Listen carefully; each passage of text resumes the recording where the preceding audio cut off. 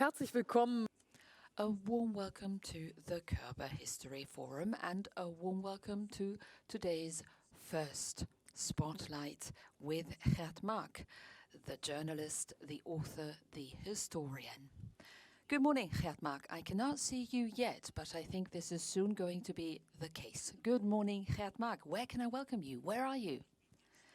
At the moment, I'm in the Netherlands, on one of the islands in the Netherlands, Terschelling. We have our holidays, but at the same time, I'm very happy to be with you virtually. And we have 30 minutes now to shed light on your experience with Europe and your perspective on Europe, and also to take a look ahead. So we call our talk Beyond Great Expectations, Tracing the Loss of European Optimism and the Dismantling of the Post-War Order. So let me translate this into German first for our audience. How we got rid of European optimism is one of the aspects, and this is also an allusion to your most recent book, Great Expectations, and you look on 1999 to 2019 and European developments there. And right at the beginning of your book, this was something that I was deeply impressed by. You quote a resistance fighter of World War II, and throughout the 1930s, when you were a young student, he said, "It's easy for you to talk about this. You all look at this in the light of the present time, but we were walking in the dark, only equipped with a candle in a completely strange house. And now you feel like you are the person with the candle, and you invent a personality which is running through the entire book, the student of history in 1969, and you envy her because she can look at our present time with a lot of distance. And what does this student of history see when she looks at the Europe of the 21st century?" Now, I think that Europe and the European Union has come into a phase where fundamental transformation is taking place. Now, it started as a peace project, we must not forget that, and also, of course, as an economic project. But increasingly and slowly, it has been turned in just an economic project, solely. But for the first generation of the European pioneers, it has always been a peace project that has been important and dear to people's hearts. I've known some of these people, these earlier Europeans, if you will, and they were all very emotional when they talked about the European Union, because the Dutch, the Germans, the French, all of them still had a vivid memory of the war. They had survived concentration camps, prisoners of war camps, etc. And that has also meant that the first generation of Europeans, more than later generations, has allowed them to leave the baggage of the past behind and look forward. Now, later on, as the Union moved forward, it turned or merged with other factors to become more of a technical union. It then changed again in the 90s, where it turned into a political fabric. And today, the leitmotif is just survival. And I think it's something entirely different. Today, we're facing a union which Jaap de Hoop Scheffer, the former foreign minister of the Netherlands, has said is a union which economically is a superpower, but geopolitically a teenager, and militarily it's a gnome. And that is a problem. Why? Because the European Union and the political setup of the European Union displays a certain tendency to protect itself, to protect your own lifestyle in many ways. And it tries to protect democracy in a time or in an age when new superpowers move center stage, so in a very geopolitical era. So increasingly, I must say, I see the European Union as a union that wants to survive. wants to survive in an age of climate change, wants to survive, versus all those political power changes in the world. So this metaphor of a student that is looking back to our time, when you use this and you would ask the student what would she have done differently, or what would have been the levers that we could use right now in the present time in order to prevent something negative that the EU could embark on, like wars or conflict.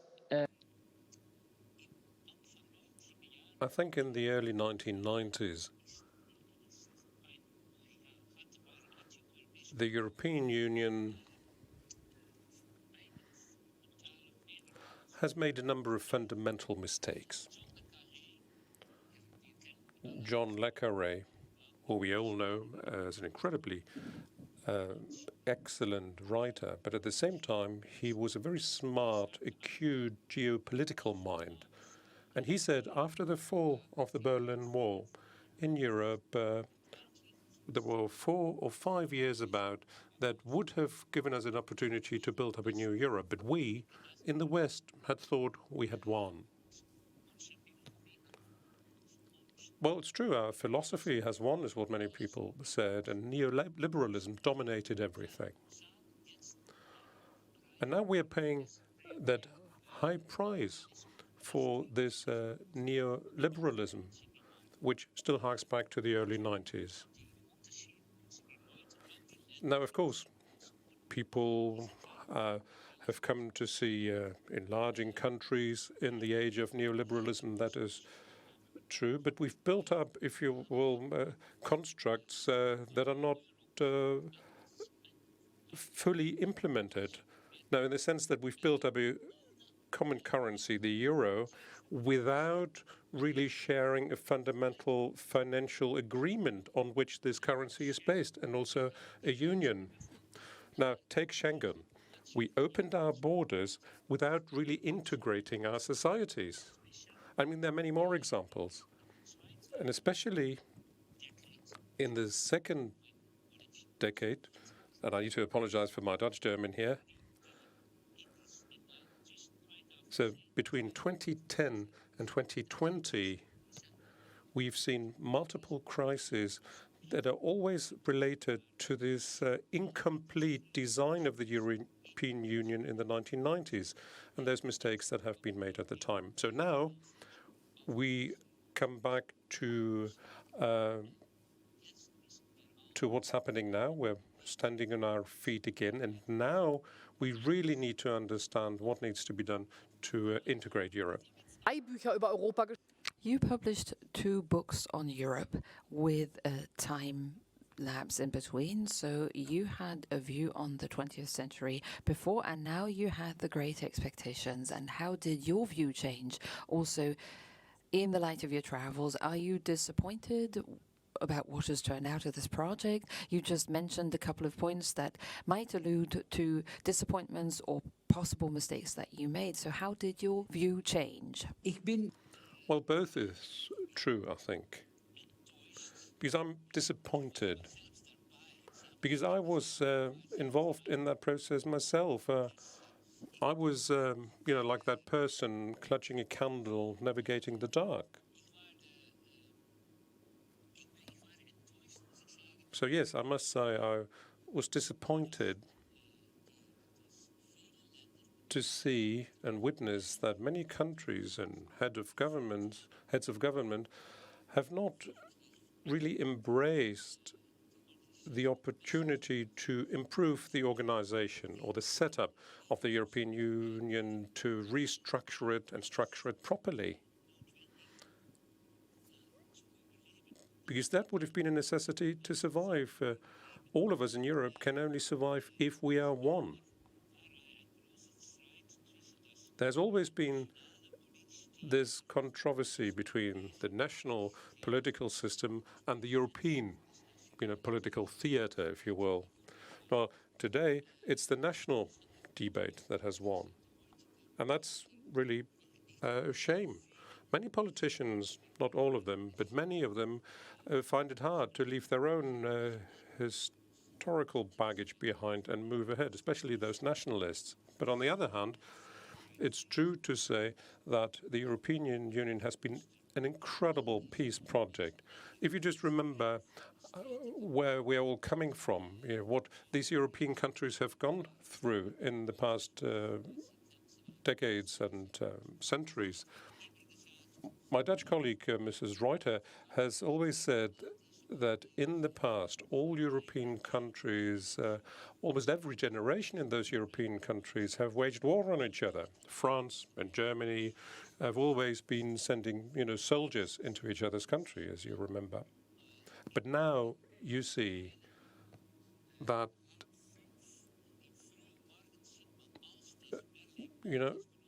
early in the morning at 4:30, the big Berlaymont building in Brussels, you see the diplomats coming out, sweating, completely exhausted, tired. And then she says, well, if you will, these are the soldiers of Europe today. And this is incredible. And it's a fantastic thing that, controversies now are happening in the office building of Berlaymont and not on the battlefield. So that is a good thing, no doubt about it. And also the increased collaboration that we have improved over those different crises, the euro as a single currency. Of course, the euro crisis was a devastating one, and it has left its imprint. But people have learned from it, and that is definitely a positive thing. And we've seen that just this past summer, when the latest euro bailout deal was decided on. So the European Union, and this is something that came as a surprise to me, I would never have thought that this bureaucratic structure, which is full of compromise, could, at the end of the day, be so flexible. So that has made me very optimistic. But you also addressed the mistakes that were made when the EU was created. There is no European constitution. The future has not yet been written. So how can we get out of this dilemma, out of these interior contradictions? Is there a way out? Can you describe this? What can we learn from the crises so that for future crises, the European Union is better equipped? How can we set the course?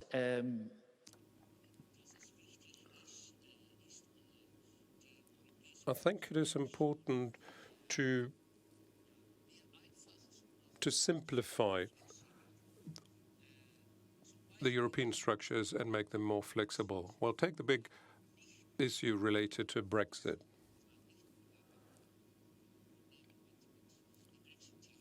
Brexit was not only centering around the Brexiteers that have been poorly prepared and didn't negotiate well, but also on the part of Europe, there was a number of mistakes that were made.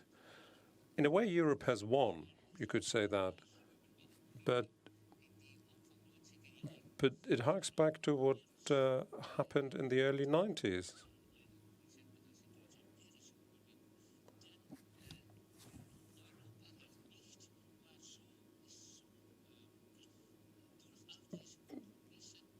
Because of all the compromise that Europe had to make, it ended up being so inflexible that it meant that many of the questions that were caused by the Brexit debate was not really something that people could relate to. So they were not flexible enough to reach out in that negotiation process. Therefore, I think you would probably need to improve the general setup of Europe in a way to be performing better in those geopolitical world, to be able to respond swiftly in the case of a crisis. So really, Europe needs to act like a superpower, which we are, basically. But at the same time, the European system should be flexible enough to cater to the needs of all the different and diverse member states and keep them together. Now, an inflexible construct like the euro as a currency is not tenable, I think. So much more work needs to be done on improving the fundamentals on which the European house is built. But on top of that, you will need an inspiring leadership of Europe.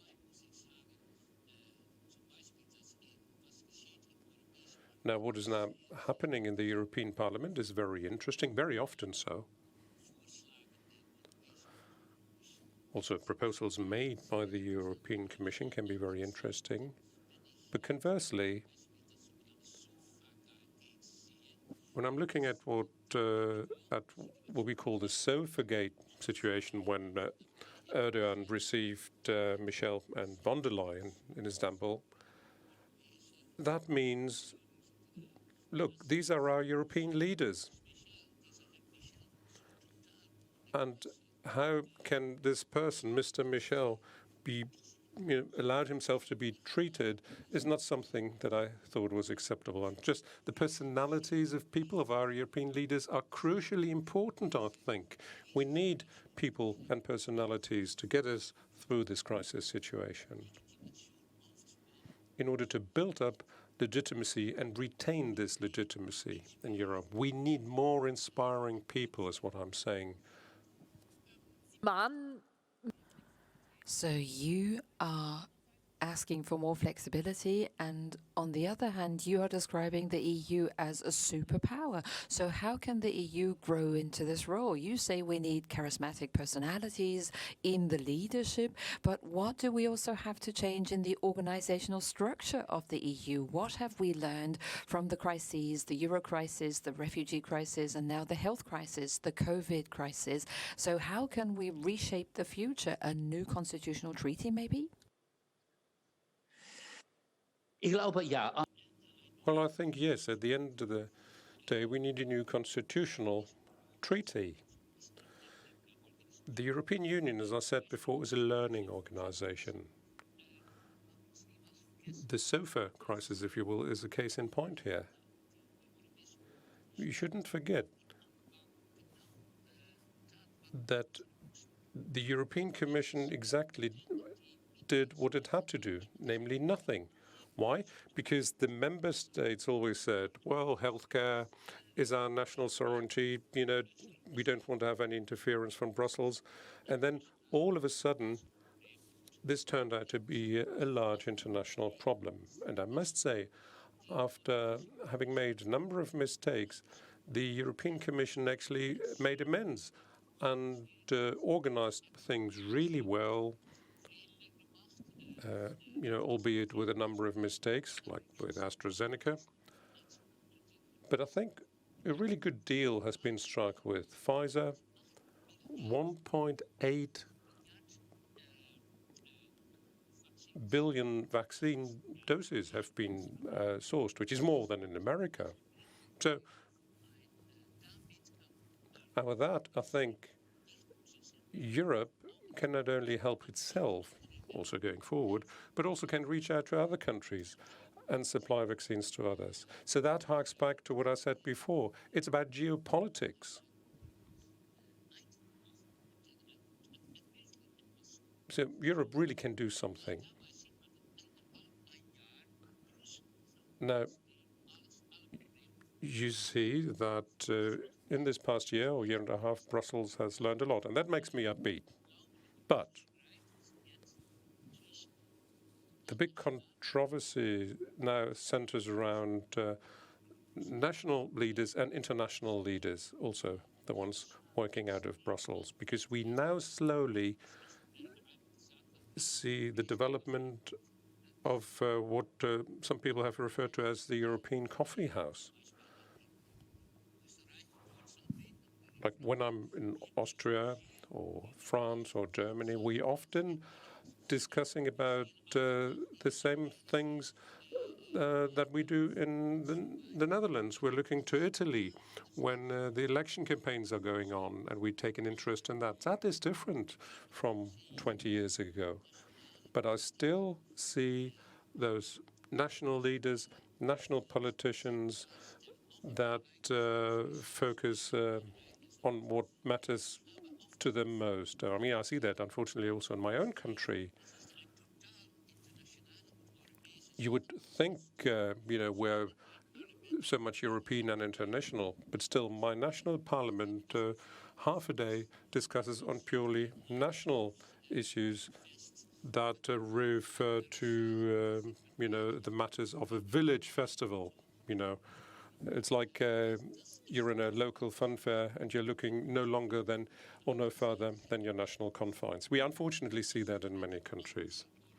And at the same time, I must say, many more anti-European sentiments and feelings we see also now coming up in parts of Europe, like in Hungary, for instance, but also in Poland and basically also in Western Europe, I'm afraid. At the end of the day,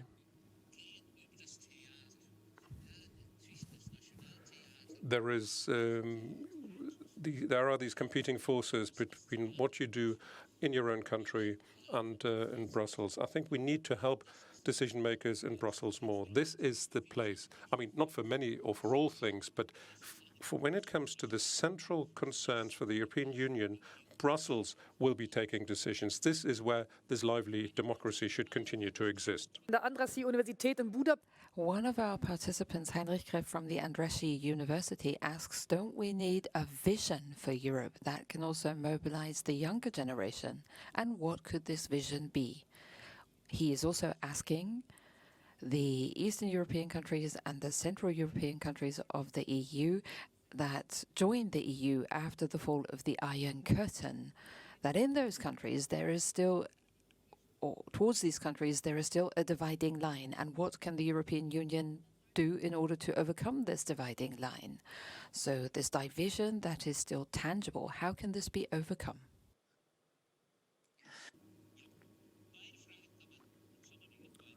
Well, you can combine those two questions or three questions, because I would say yes, yes, and yes. Because really what we need is a new union, a new understanding that out of this crisis we must draw the right lessons. Now, Roosevelt's New Deal is a good case in point here, because the crisis we've seen in 1933 in America was a very profound one.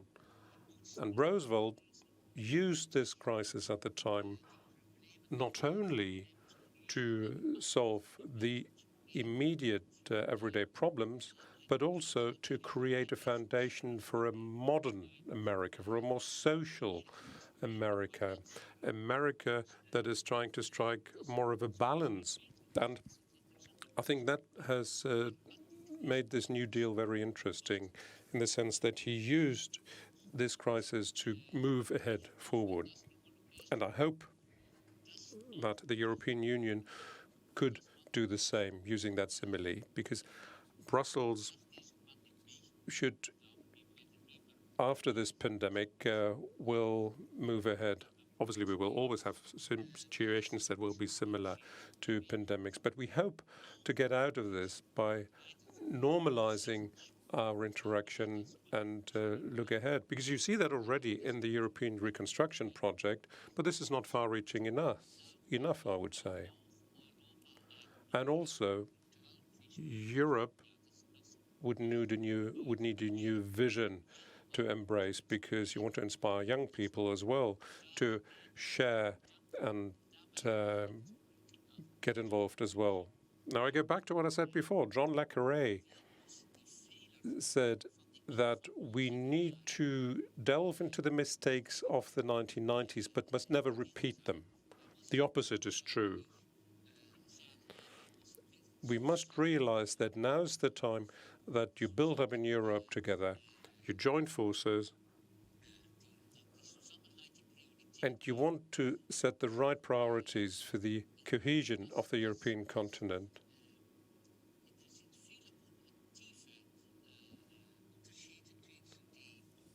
There are many differences, of course, that policymakers now dwell on, and also, different histories in Europe is also a fact of life. I mean, in the early 1990s, in many Eastern European countries, I've seen a wave of nationalism rather than liberalism, something that we in the West never really understood. So let us open up those channels of communications. Let's talk to people, and let's strive for this cohesion if you will, a new cohesion in Europe that is also, if you will, tantamount to not only a declaration of a European policy, but living this out. This is what we need in this time of crisis. I have another question from our audience, and with this we already have to finish up our conversation. Andreas von Westphalen from Horchposten 1941 asks, don't we need something like a common history, a common memory? Every country seems to stick to their own national history and memory, and this is why we get stuck in our stereotypes as well. So don't we have to overcome these stereotypes, and how can we do this? I absolutely agree. And I've tried to say it a number of times now. And I agree that more attempts are now being made to think about a new Europe. And that concept of the new European coffee house actually gives you a lot of potential to develop a new outlook on European history, not only political history, but I'd suggest, let people talk, let people share their narrative, what they have experienced in the past and what should never be repeated again going forward. And I think this would be a good remedy against any type of populism. Give people a voice and let them talk. Thank you, Geert Mak. This was so interesting, and I would really love to continue our conversation. There are so many aspects in your books that we could not address in this half hour. Thank you also for the many questions from our audience who joined us. And the good thing is that you are also one of the panelists for our next panel, and you're not leaving us right away.